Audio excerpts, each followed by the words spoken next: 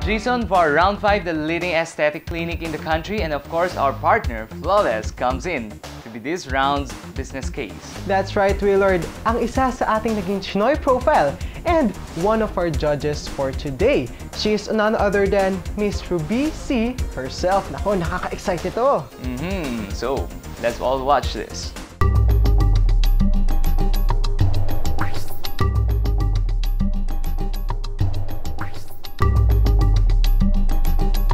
A new breed of reality show that sets change in motion. A milestone in Philippine TV. The only reality business show in the country is back. CHInoypreneur 2012. 全球的观众朋友们，欢迎收看 CHInoypreneur Challenge 2012. Last Sunday, natunghayan natin lahat ang explosive Round 4. Nako, grabe ang mga twist ng ating mga challenges. But we saw our team fight and persevered. Sabi na, kailangan makuha tayo yung front door. Lagay 100.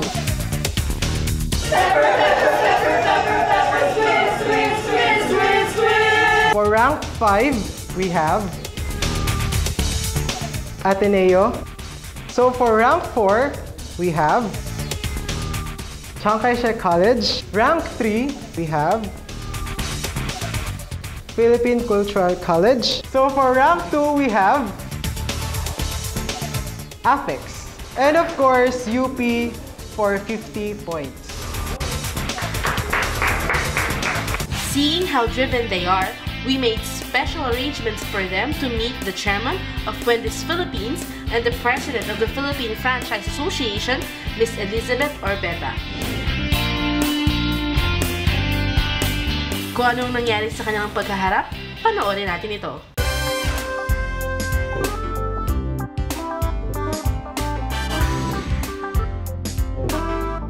My parents got the franchise for Wendy's and 7-Eleven at the same time.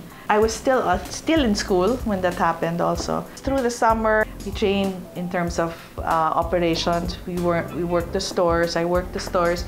For the first time in my life, I cleaned the public restroom. Like right now here in the stores, that's what you really have to do. You mop, you scrub, you wipe the table. That's basically how I started into the business. People say when you are an entrepreneur, you're your own boss. You're your own boss in a way, but you also are your own slave. A lot of the successful businesses started off, they got a franchise of something, or they were a franchisee of someone else. And then they learned and absorbed and had better ideas. When you get a franchise, you get into any business, you have to be, it's like a marriage. You have to be happy with the person you wake up with every single day. So franchises, you shouldn't expect to really earn a lot, but what's crucial is the startup experience you need for future. It really, really depends on you, on what you want to achieve. You get the franchise, learn everything, all the nooks and crannies, because your franchisor will teach you everything, every single thing. And then, after your contract is over, be it 5 years, 8 years, by that time you will have more confidence in yourself that you can put up whatever it is that you want to.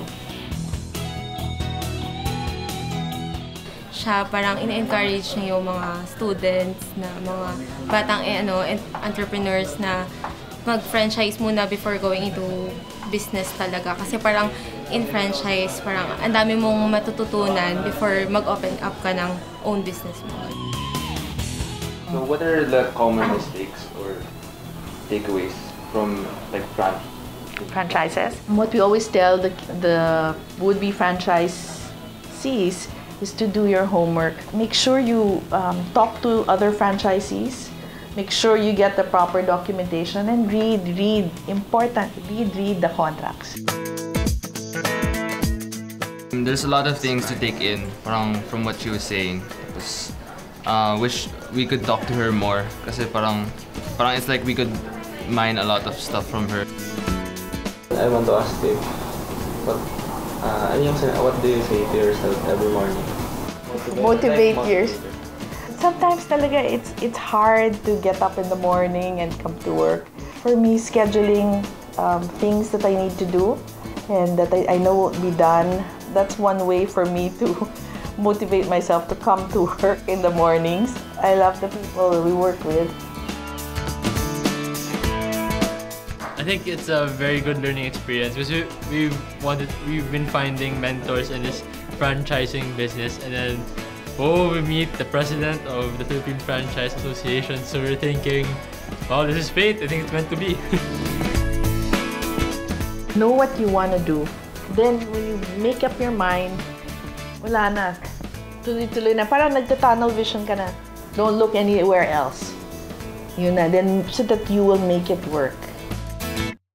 Nagtrabaho din siya sa pinakababa. So parang yun sa amin. Parang ganun din naman yung ginagawa namin. Parang kami yung gagawa ng business concept, lahat. So isip namin na kung ang kaya niya, kaya namin. Round 5 will be all about the Flawless Business Challenge. And we all know that December is the National Flawless Month.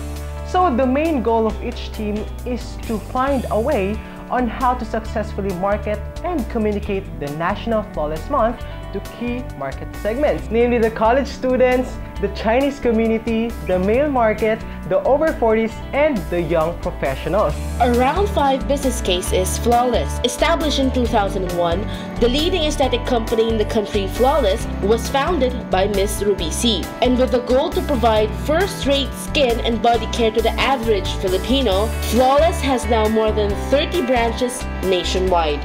Moving forward, let's get to meet the judges of CHInoypreneur Challenge Round 5. The country manager of Thought Buzz, one of the Philippines' top social media strategies, Mr. Jonas de los Reyes. Vice President of U Franchise Sales and Marketing, Mr. Roel Perez.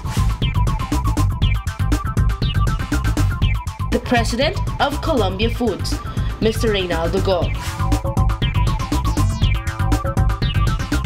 The President of Cathay Steel Corporation and the Director and Chairman of the Trade and Industry Committee of the Federation of the Filipino-Chinese Chamber of Commerce and Industry Incorporated, Mr. David Chua.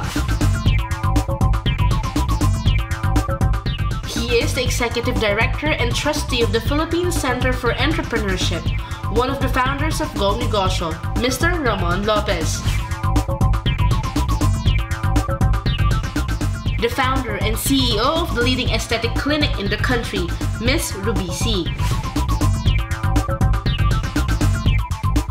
And last but not least, our resident judge, the Chairman and Chief Marketing Strategist of Mansmith & Fielders Incorporated, Mr. Josiah Go. So, ngayon kilala na rin natin ang mga judges natin for this round. Alamin naman natin kung ano ang mangyayari sa round 5. So guys, wala nang may eliminate, but their scores from the previous round will have an impact on round 5. So now, tignan natin ang team standings.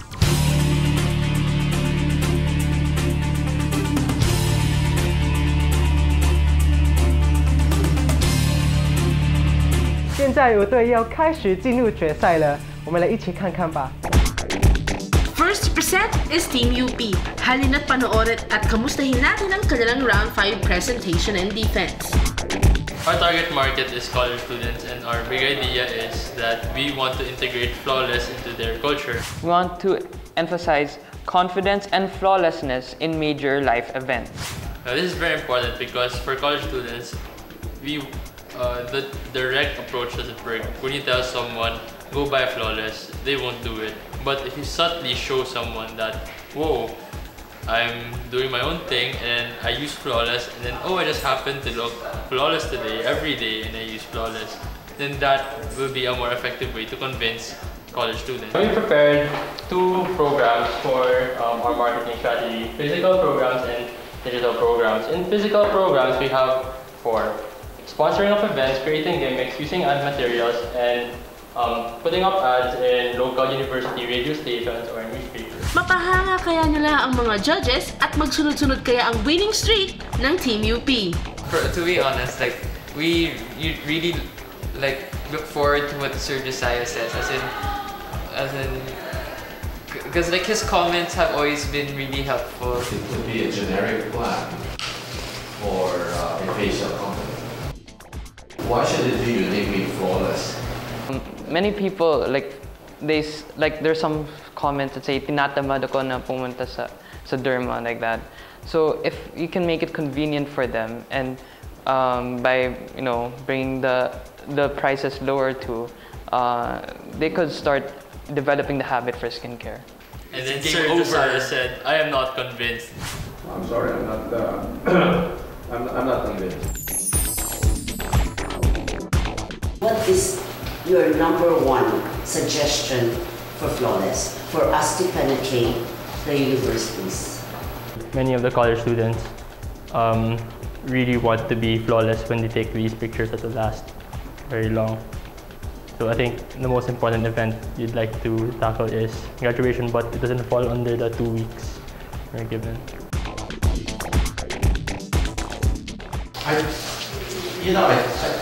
think they failed to discuss really the unique value proposition. I think they went into marketing strategy, which is the common mistake of a lot of young marketers. While I appreciate the information that was provided, I would have appreciated more more price point type analysis. Yes, we're very good in branding and marketing, but we are looking for a way to be able to communicate across to the Filipinos. Next up is Team Ateneo. Alamin natin kung ano ang kanilang marketing plan for the Flawless business case. Well, basically, we were given the task to come up with Flawless na for the demographics na males. Tapos, we thought na lahat kami males, so dapat lang meron kami maisip na kailangan ng male people. So first, for Aura is the devoted wall for male products. And second is the distinct Flawless sub-brand for men. Isip namin, bakit walang Flawless for men?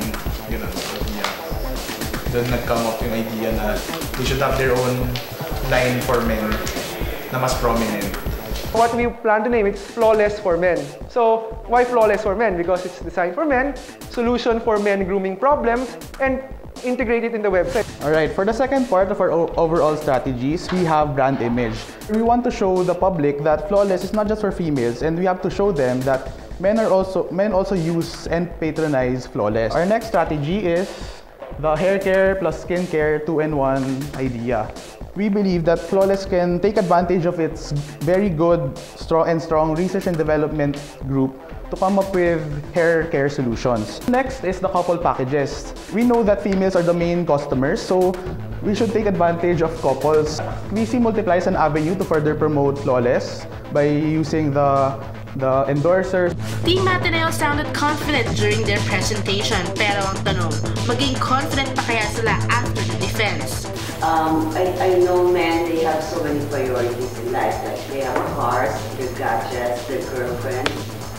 In that kind of hierarchy, how do you think will the male population really position their facial requirements in? In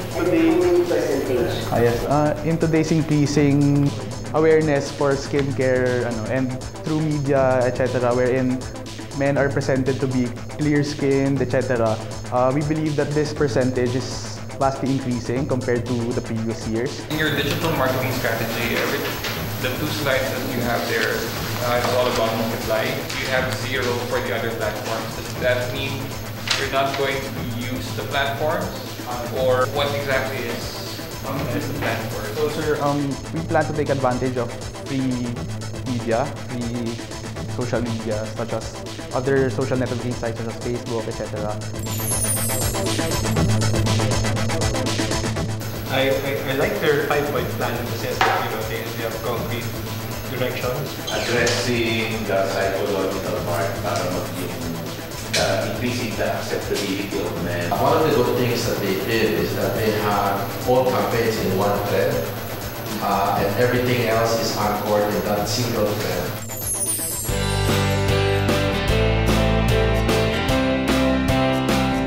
This portion is brought to you by A beacon of medical innovation and the premier institution of healing in the country. Chinese General Hospital and Medical Center, providing help and service to the Filipino people for more than 100 years. Japan Parts Trading Center, dealer in all kinds of bearing. Frigo.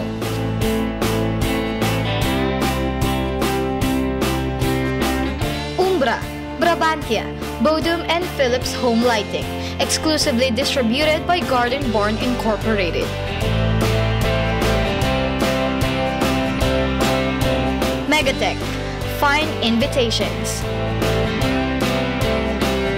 Whoops, Salvage, and Reborn, the official wardrobe of CHInoy TV. Mayor Photo, dealer of professional photo and video equipment. Lito C Photography, the official photographer of CHInoy TV. Samson Q, honorary president of Lam-An Association. Curves, strengthening women. For franchising opportunities, contact 0917-529-3816 or visit www.bycurves.com. Now, Davis Paints introduces the new Walls and Fashion Collection 2011. You got a bit of style. I like the way you smile. You got the model eyes. Try me on for size. Fashion. You're in fashion. Walls and Fashion, only from Davis Paints. What the best dressed walls are wearing. Fashion. Happy birthday to you. Happy first start to you. Happy sweldo, happy high score. Cheer the little things you do. Finished on time, beat the deadline. Happy birthday to you. 好消息，红美蛋10年一度的演唱会又来了。为了调节爱好音乐人士的要求，预定于2013年2月23日晚上在 Manila Hotel 的 Fiesta Pavilion 大舞台举行第3次的个人演唱晚会，希望能带给大家一个轻松愉快的夜晚，留下难忘的回忆。